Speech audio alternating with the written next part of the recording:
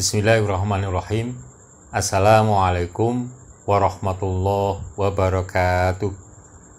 Alhamdulillahirrabbilalamin. Assalatu wassalamu ala asrofi anbiya'i wal mursalin wa ala alihi wa ashabihi ajma'in wa ba'd. Ittaqullaha haqqa tuqatihi wa la tamutunna illa wa antum muslimun. Ikhwani arsadakumullah. Pada kesempatan ini kami akan menyampaikan penjelasan tentang manfaat bangun pagi dan sholat fajar. Rasulullah SAW selalu mendoakan umatnya, Allahumma barik li ummati fi bukuriha. Ya Allah, berikanlah barokah kepada umatku pada pagi harinya.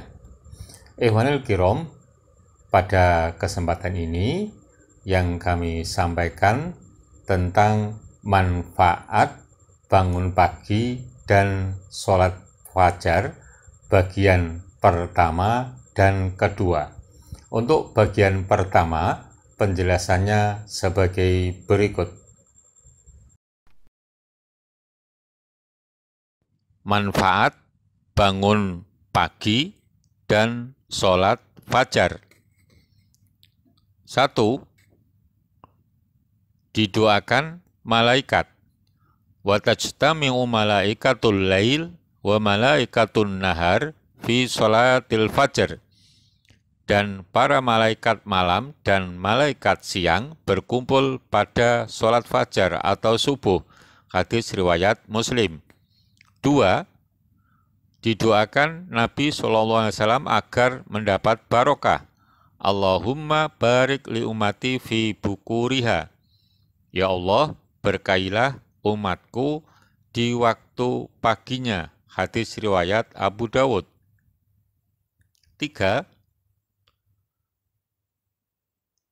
Membuka pintu rezeki. An Fatimah binti Muhammad sallallahu alaihi wasallam qalat marrobi Rasulullah sallallahu alaihi wasallam wa ana muttaji'atun mutasabbihah faharrakani birijlih thumma qala ya bunayyatu qumi ishhadi rizqa rabbik wala takuni minal ghafilin fa inna allaha yaksimu arzaqan nasi ma baina tulu'il fajr ila tulu'is syams. Dari Sayyidah Fatimah, putri Muhammad SAW, beliau berkata, Rasulullah mendatangiku, aku sedang tidur di waktu pagi hari. Lalu Rasulullah menggerakkanku dengan kaki beliau. Kemudian beliau bersabda, wahai anak perempuanku, berdirilah atau bangunlah, lihatlah rezeki Tuhanmu, dan janganlah kamu lalai, karena Allah membagi-bagikan rezeki pada manusia di antara keluarnya fajar atau masuk waktu subuh hingga terbitnya matahari dari timur. Hadis riwayat Imam Baihaqi. 4. Tidak akan masuk neraka. La yalijan nara ahadun sholla qabla tulu'i syams wa qabla hurubiha. Tidaklah akan masuk neraka orang yang melaksanakan sholat sebelum terbitnya matahari, yaitu sholat subuh, dan sholat sebelum tenggelamnya matahari, yaitu sholat asar. Hadis riwayat Muslim. 5. Tidak termasuk orang-orang yang lalai. Wadkur rabbaka fi nafsika tadarru'au wa khifah wa dunal jahri minal qawli bil huduwi wal asol wa la takum minal ghafilin.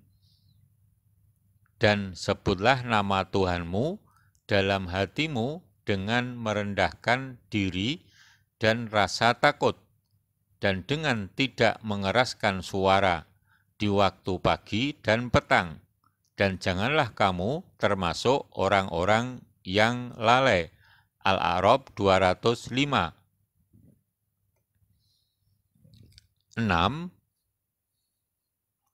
Tidak diikat setan dan tidak malas. Yaqitu syaitonu ala qafiyati ra'si ahadikum idza huwa nama thalatha uqadin. Yadribu kulla uqdatin alaika lailun tawilun farqud. Wa inistaiqadha fadzakarallaha in halat uqdah. Fa in tawaddo'a in halat uqdah. Fa in sholla in halat uqdah. Fa asbaha nasyiton thayyiban nafs. Wa ila asbaha khabithan nafs kaslan. Setan mengikat 3 tali ikatan di atas tengkuk kepala seseorang dari kalian saat dia tidur. Setan mengencangkan ikatan tersebut sambil berkata, malam masih panjang, maka tidurlah.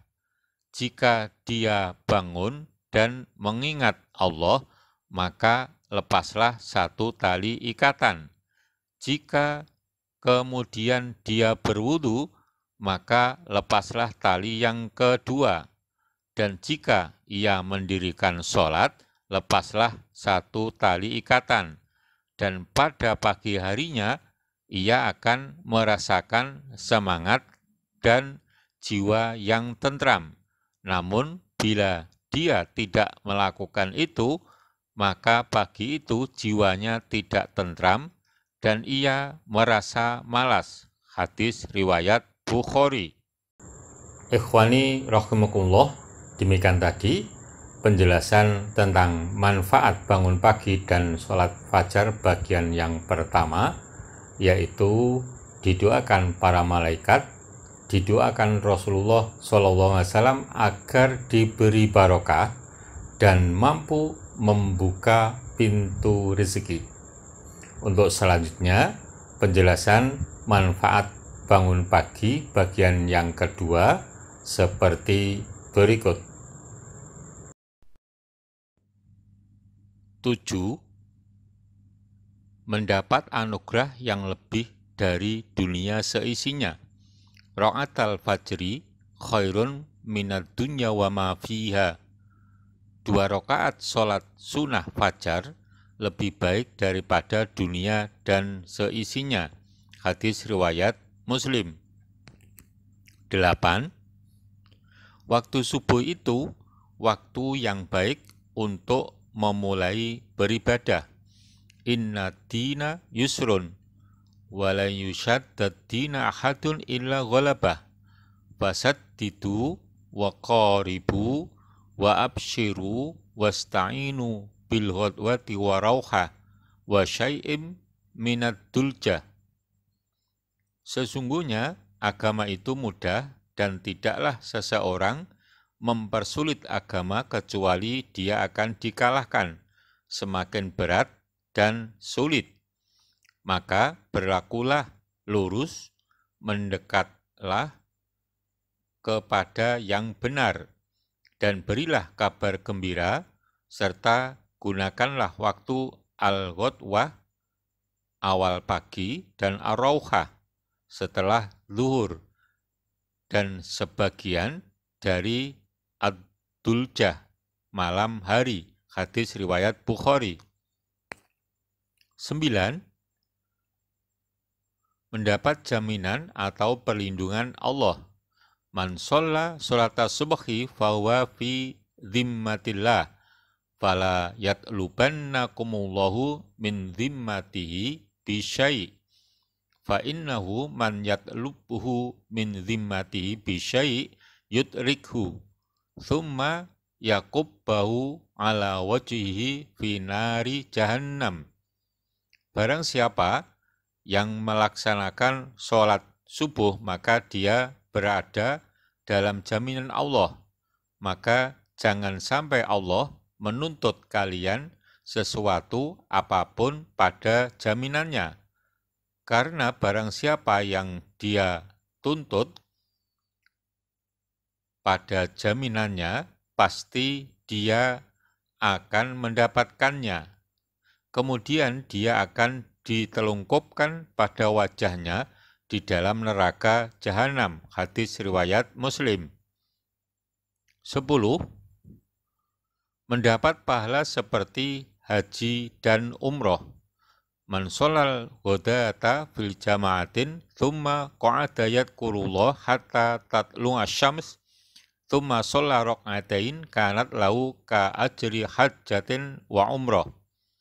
Barang siapa yang sholat subuh berjamaah, kemudian dia duduk berzikir kepada Allah hingga matahari terbit, lantas sholat 2 rakaat, maka baginya seperti pahala haji dan umroh. Hadis riwayat Tirmidzi. 11. Amal sholatnya disaksikan para malaikat. Yata'aqobuna fikum malaikatum bilaili wa malaikatum binahar wa yajtami'una fi sholatil asri wa sholatil fajr thumma ya'rujul ladzina batu fikum fayas'aluhum wa huwa a'lamu bikum fayaqul kaifa taraktum ibadi fayaqulun taraknahum wa hum yusallun wa atainahum wa hum yusallun. Malaikat bergantian melihat kalian pada siang dan malam.